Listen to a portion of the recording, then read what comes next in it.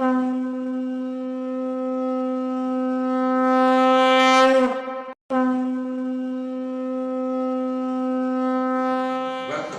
to the journey of enlightenment. I am your host, Dr. Roger Popo. It is my delight today for Professor Misra to join me in this segment. Professor Misra has been with us for the past two segments discussing critical elements of the Ramayana. As I had mentioned before, Professor Misra is author of over 15 books related to a variety of topics under Indology or Indic literature. In fact, Professor Misra recently launched an 11-volume of the Bhagavad Gita that was presented to India by Prime Minister Narendra Modi ji. Professor Misra is Professor of Sanskrit. He's a manuscriptologist, Department of Sanskrit at the University of Calcutta. It is of great pleasure for me for Professor Misra to join us in today's segment. So welcome again, Professor Misra. And namaskar to you, and through you, I am extending my warm greetings to all our friends, brothers and sisters of whole Caribbean. Thank you, Excellency Dr. Rosa Gopal. You have a great words for me. You know, due to Almighty, all things are happening, and we are a strong believer of the and believer in the seeker also, the blessings of Allah. Thank you so much for inviting me and giving opportunity to share my vision, share my thoughts with all of you. Bahut Dhanyavad. So we have been discussing elements of the Ramayana, and we have reached the point where a major character in the Ramayana is about to make a scene. The famous Ravana. There has been so much discussion, distortion, and sometimes misrepresentation of Ravana, who he is, his background, and the role that he played. Today's topic, I wanted to delve a bit deeper on this particular character. Who exactly is Ravana? What does he represent? What role does he play? And today we have Professor Misra who will guide us in this particular discourse. So, Professor Misra, many of us know of Ravana from the context that he kidnapped Shri Ram's wife, Sita Mata. And there has been so much discussion about that evil aspect of Ravana. And they have demonized Ravana to a large extent. That may or may not rightfully be so. So today we are here to discuss the real Ravana. Who was this Ravana? Where did he exist? Where did he come from? What was his skill sets? Did he actually have 10 heads? What we do know, as a matter of fact, is that Ravana flew some sort of aircraft from Lanka to Bharat, to India, which shows that he had knowledge of aerial technology. In fact, some scholars actually claim that Ravana may have been the world's first pilot. It shows that he was quite knowledgeable in whatever field he was in. So let us open this discussion today by discussing who is Ravana. You know, I'm so happy that through your curiosity, through your questioning, I will be able to give some insights about Ravana. To understanding Ravana, we have to see his background. Yes. And Ravana was not a normal human being. His father was a great rishi named Vishrava. Ravana was the son of Rishi Vishrava. So Ravana's father was a rishi. Ravana's father was a rishi, and his tradition is a rishi tradition. Yes. It's not a normal human being. It's a very fantastic, very auspicious tradition. Rishi Vishrava and his wife named Kakashi. And Kakashi is a princess. Ah, Is a princess of Rakshasa Vansha. right. And his wife Mandodari. And Mandodari is the finest lady. It's a unique lady, a very gracious lady. Belongs to Mandashar near Ujjain. So I was talking about the Ravana's background. Yes. So understanding Ravana, it's very important to know his background. Absolutely. Know his background. So Dr. Saab, I'm just sharing with you. So his father was a Rishi Vishrava. Yes. His mother was a Kakashi. She is a very gracious lady Yes. of a Rakshas family. And his wife, Mandodari, Ravan's wife. Ravan's wife, Yes. name is Mandodari. And Mandodari is a very gracious, very high quality, finest lady, finest princess near Ujjain or Mandashar. Yes. So due to you see the phonetic similarity, Mandashar to Mandodari, Yes. the phonetic similarity. So due to this relationship, Ravana is the son-in-law of this particular area of Ujjain. Yes. And Yes. maybe due to this, Mahakal is there, the Lord Shiva, and he is Yes. getting the blessings of So Lord Shiva and Shakti. Shiva and Shiva. And another thing I want to say, although he has a lot of brothers and sons and many things, it's a huge family. He was a very important king in that time. So his important brother, his name is Kumbhaka. And his son name is, although he has a lot of sons, but mainly Meghnad was known as his son. So his family background. Yes. So Ravana came from a very royal, Very royal. very dignified Very family and background. Yeah. And I am telling you, Ravana in that time, Ravana is the king of Lanka, Yes. the present Lanka. Present Sri Sri Lanka. Lanka. Yes. Yeah. That area is the Ravana area. And fortunately, 3 years back I visited that area and I have seen the airport of Ravana. Yes. I have a photograph. Yes. So I visited that place. The airport of Ravana. Airport of Ravana where the aircraft of Ravana landed and take off. Wow. So I have seen the. Fortunately, by the grace. So this airport still exists Yeah. in Sri Lanka, Yeah. which then shows that indeed there is some sort of knowledge that Ravan possessed that was much higher, more advanced than the knowledge that of his day, of his contemporary.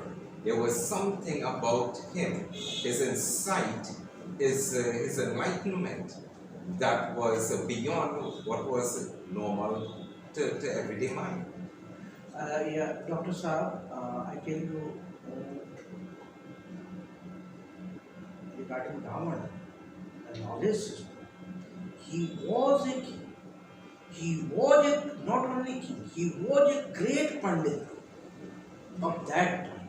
Yes. And after I go through the scriptures, I don't say the literature. Yes. I say the scripture, Hindu scripture. Yes. Ramayana scripture, and lot of Ramayana. One Ramayana is the Valmiki Ramayana, another Ramayana is the Tulsi Ramayana, another Ramayana is the Kamban Ramayana. So lot of variations of Ramayana is throughout Southeast Asia. Yes. So Ramayana is important. The character of Ravana is also very important, and Ravana is a very important because Ravana was a great king in that time. Even more knowledgeable than the Rama. Ram is a god also. Yes, yes. But Ravana is a fantastic knowledge of all Vedas. The Vedas. All the Vedas. Ravana is a duke only by the grace of Lord Shiva and Shakti. And he was a great devotee of Lord Shiva. He was a great devotee of Lord Shiva. I just explained to you.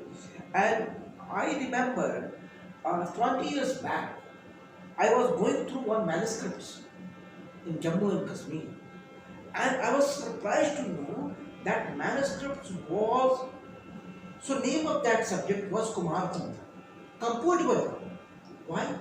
What is this? This is pure medical science. Medical science. Medical science. Composed by Ravana. Composed by Ravana. And I was I was just going through, and later on my things, my academic work started, and I was.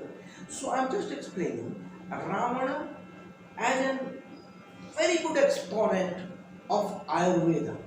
Wow. And that particular manuscript belongs to the child's problems. Yes. And Ravana has come. One thing. Another thing, he was a great astrologer.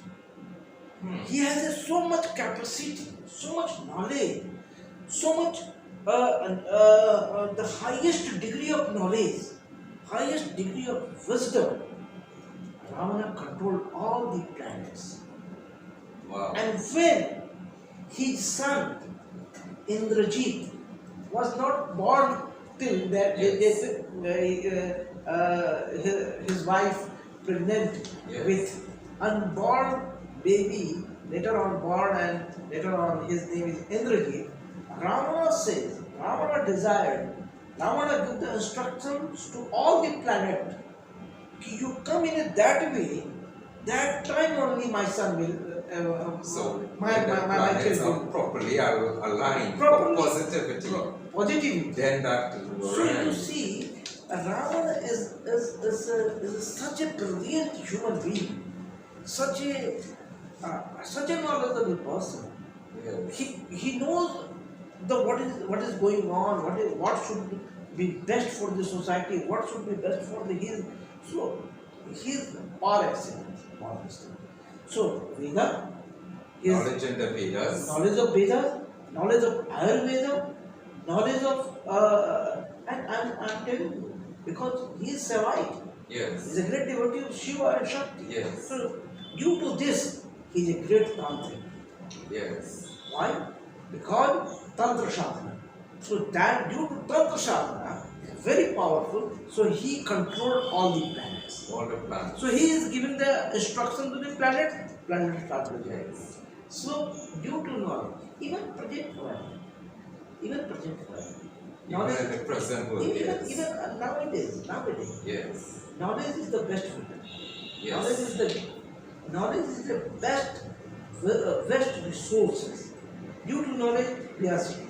Yes. Due to knowledge, we are connecting each other. So, Ravana is knowledge is very important. And due to knowledge, our ignorance gone. Our ignorance not gone with the money. Our ignorance not gone with the property. Our ignorance not gone the women and the man. Our ignorance gone only with knowledge. So we are the seeker of good knowledge. And I tell you friends, this is very important things. So we all are seekers of knowledge. And not only knowledge will give you peace, prosperity, balance of mind, and harmonious relationship between man and a woman, and a husband and a wife, and a family traditions.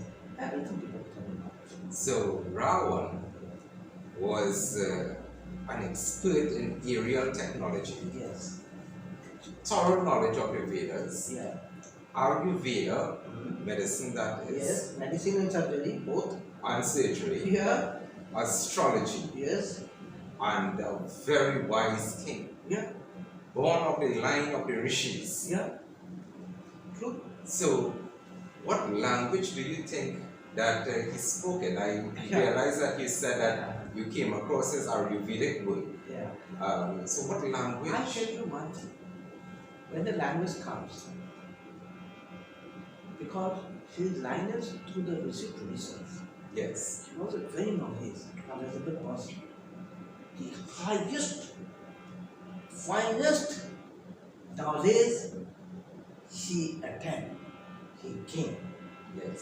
So, uh, because as we discussed, he was the expert on Vedas, Yes. he was the expert on medicine, Yes. he was the expert on tantric things, he was the expert on manuscripts, he was the expert on spirituality, he was the expert on astrology, astronomy, so he knows great things. So due to this and all these scriptures, all these subjects are written in Sanskrit. And Sanskrit is the language of God in the land of human. Language of God in the land Sanskrit. of human beings. Yes, Sanskrit is a language of God in a land of human. Yes. That is the beauty of Sanskrit. And fortunately, we are belong to the Sanskrit. But when the Ramans comes, I visited to Sri Lanka also, the Tamil traditions are also there. So they speak Tamil So, in Sri Lanka. some text, some set, some people, some organizations say Yes. he is also get knowledge about the Tamil. Yes. So Sanskrit and Tamil, you can say language. Yes. Yeah. Yes. The oldest one. But Sanskrit is the language of God. Always remember, Sanskrit is the language of God in the land of humanity. That is the beauty of the Sanskrit. Yes. And that is the strength, beauty of a language and a strength of a Ravana. Yes, because he commanded that language. Yes.